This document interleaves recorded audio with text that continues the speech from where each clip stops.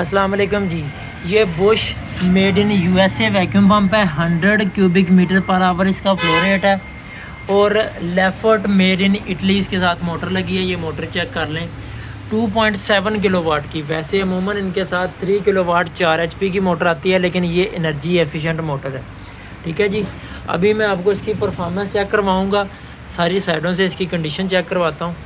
तो जिस भाई को चाहिए वो रब्ता नंबर नोट करें, 0326565280 इस पर आप रब्ता कर सकते हैं।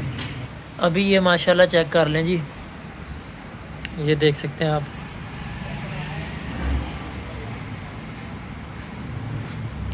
ये इसकी लेफ्ट की ओरिजिनल मोटर है, इसके साथ made in Italy.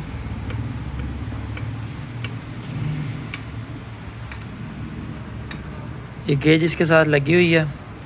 Oil shell की आप कंडीशन चेक कर लें, आयल इसके अंदर बिल्कुल न्यू चार्ज किया हुआ है।